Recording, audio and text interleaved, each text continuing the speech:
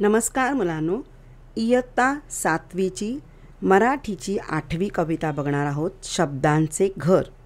शब्दांचे घर याचा अर्थ की आपल्याला आता या कवितेतून शब्द कसा असतो किंवा वाक्य असतं तर त्याला कशा प्रकारे शब्द जुळून वाक्य तयार केलं जातं, तो शब्द कसा म्हणायचा याचं थोडंसं कवितेतून आपल्याला वर्णन बघायचं आहे.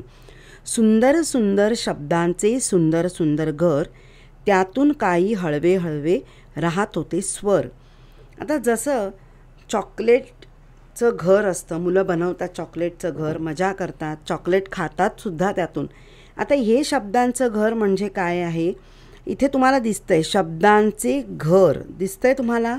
मग या प्रकारे सुंदर आता शब्द कसा तयार होतो तर प्रत्येक अक्षर जोडून. उदाहरणार्थ क प. आता क हे अक्षर आहे, त्याला आपण प जोडला तर काय शब्द तयार झाला, क प.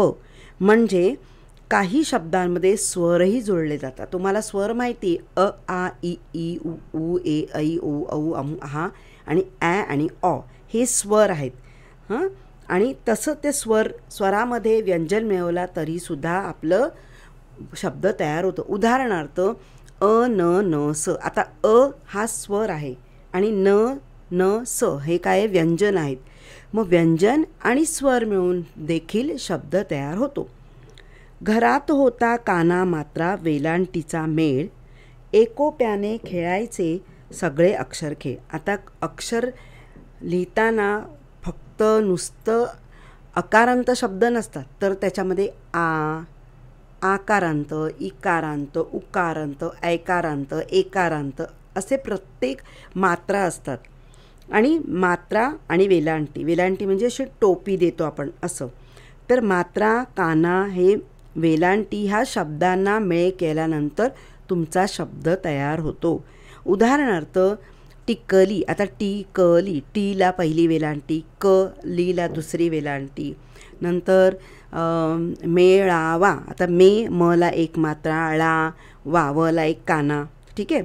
एकोप्याने खेळायचे अक्षर खेळ. हे सगळं जेव्हा आपण मात्रा वेलांटी जुळवून शब्द बनवतो तो एक प्रकारे खेळच तयार होतो. विरामचिन्हांची होते सोबत वरचेवर, सुंदर सुंदर शब्दांचे सुंदर सुंदर घर. कारण अक्षर आपण जरी घेतलं तर अक्षराला आपण वेलांटी किंवा अनुस्वार, स्वल्पविराम, पूर्णविराम हे सुद्धा दिलं जातं. कारण शब्द जुळवून, अक्षर जुळवून शब्द तयार होतो, शब्द जुळवून वाक्य तयार होतं आणि वाक्य तयार होऊन एक उतारा तयार होतो. बरोबर. तर आता त्यासुद्धा उतारामध्ये एखाद्या पॅरेग्राफमध्ये कोणाचं वाक्य बोललेलं असतं किंवा आता एखादं मी उदाहरण सांगते, एखादे आई आणि बाबा किंवा आई आणि मुलांचं संवाद चालू आहे. मग त्याच्यामध्ये आई विचारते, काय रे कधी उठलास. मग आता काय रे नंतर स्वल्पविराम येतो. कोण बोलतं आहे, काय रे म्हणजे पुन्हा एकेरी अवतरण, दुहेरी अवतरण चिन्ह. काय म्हणालास म्हणजे क्वेश्चन मार्क आला, प्रश्नचिन्ह आलं. म्हणजे ही जेव्हा आपण वाक्य बनवतो तेव्हा आपल्याला विरामचिन्हांचा देखील वापर करायचा असतो. एखाद्याच्या धुसफूससुद्धा हवीशी छान, प्रत्येकाला अर्थ वेगळा सुखदुःखाचे बाण. शब्द मराठी जो आहे शब्द, तर आपण मराठीची भाषा जशी आपण वळवावी तशी वळते. म्हणजे काही शब्दांचे अर्थ एक, शब्द अनेक असतात किंवा शब्द एक त्याचे अर्थ वेगळे असतात.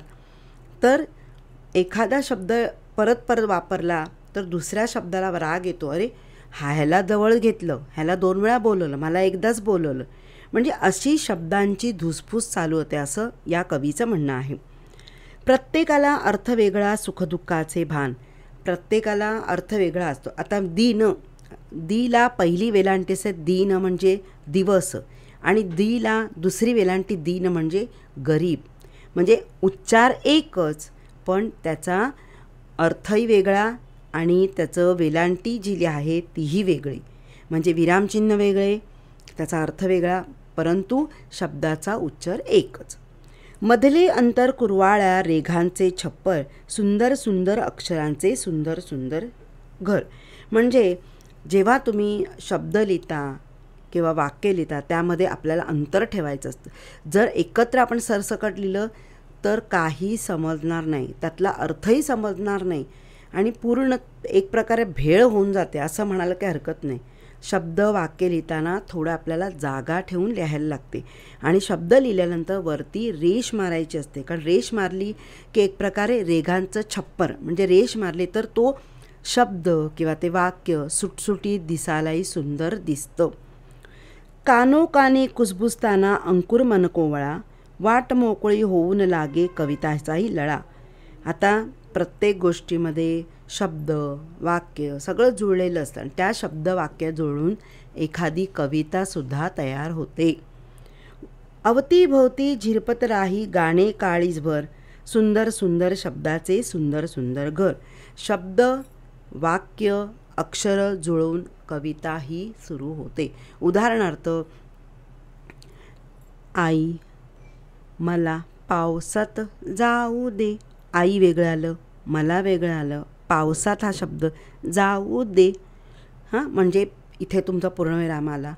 म्हणजे असा शब्द जोडूनसुद्धा एखादं गाणंसुद्धा कवितासुद्धा तयार होते. म्हणून शब्द वाक्य अक्षर यांचा मिळून एक अर्थ तयार होतो. त्यामुळे शब्दाचा उच्चार वाक्याचा उच्चार किंवा अक्षराचा उच्चार व्यवस्थित करून वेलांटी मात्रा देऊन त्याचा उच्चार केला तर ते एक प्रकारे छान अक्षर किंवा वाक्य तयार होतो. म्हणूनच याला म्हटलेलं आहे शब्दांचे घर. हा कवितेचा व्हिडिओ जर तुम्हाला आवडला असेल तर लाईक करा, शेअर करा, सबस्क्राईब करा आणि काही प्रश्न असेल तर कमेंट्स करा. थँक्यू.